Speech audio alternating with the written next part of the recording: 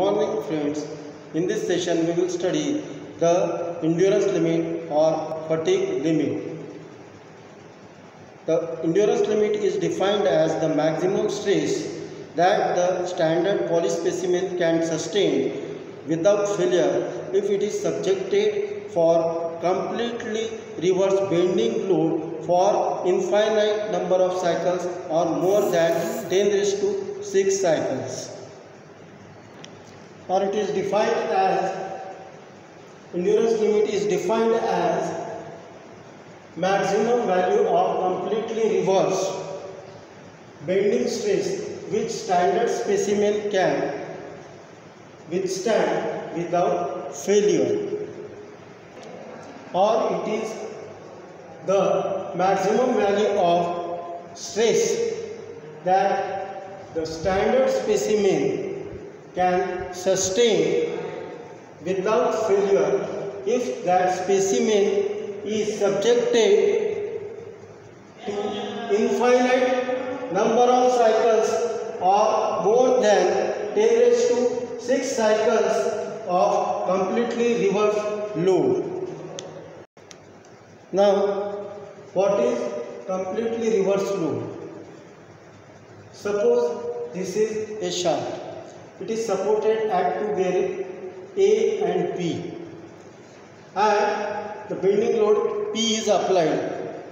During no rotation, what will happen?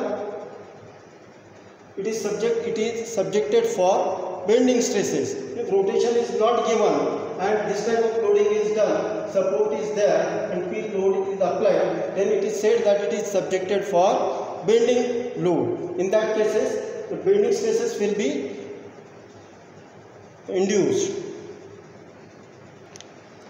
Means above fibers are subjected for compressive load or compressive stresses, and the fibers below the neutral axis, this is the neutral axis, they are subjected for tensile stresses. The nature of bending will be like this after application of this load. So the fibers below the neutral axis, they are subjected for tensile stresses, and fibers above the neutral axis there will be compressive stresses, and on neutral axis there will be zero stresses.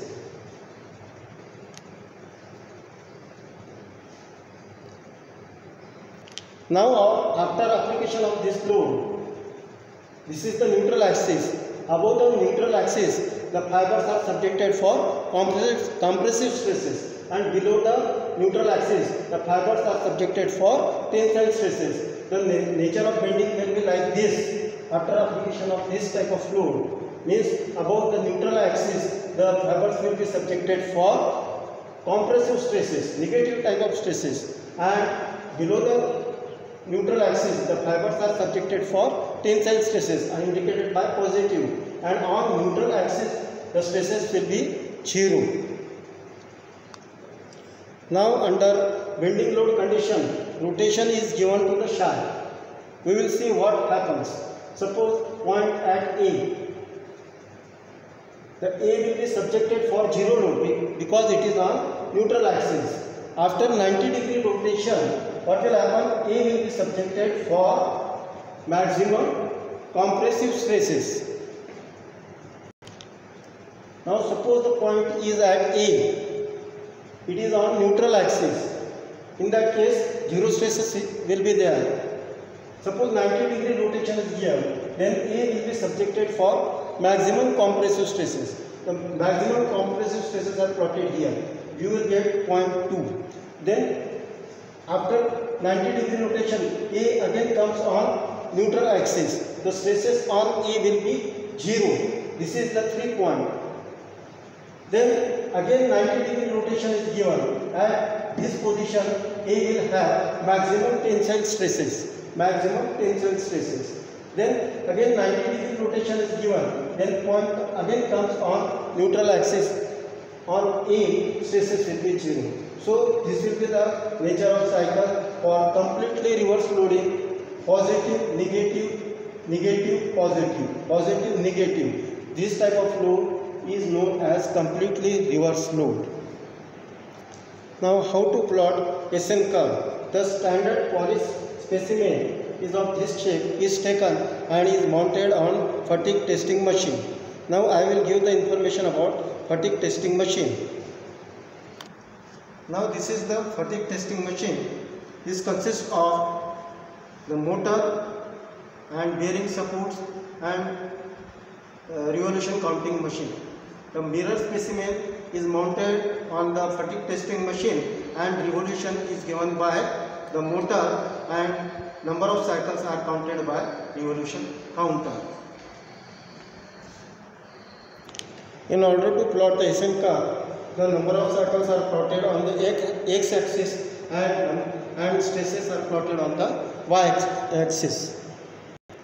Suppose particular load is applied on the beam and during no rotation we will observe that it will fail at ultimate stresses. When involved, it will fail on ultimate stresses, correct?